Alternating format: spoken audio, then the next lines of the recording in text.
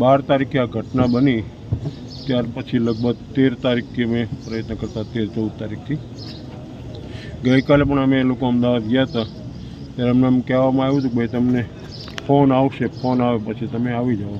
એટલે આજે રાત્રે ફોન આવ્યો હતો એમનો અને સવારે સરકાર તરફથી જે કંઈ વ્યવસ્થા હતી એમણે બોડીને અહીંયા ઘર સુધી પહોંચવાની વ્યવસ્થા કરી આપી. જે મુક્તાબેન હતા એની દીકરી છે રાજલબેન, એનું સેમ્પલ આપેલું. મુક્તાબેનનો દીકરો, એની પુત્રવધુ અને 2 પૌત્ર પૌત્રી એ લંડનમાં રહે છે.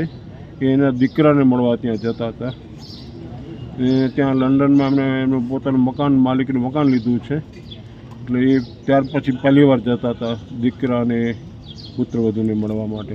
ના, અહીંયા આ મુક્તાબેન એકલા જ રહેતા હતા.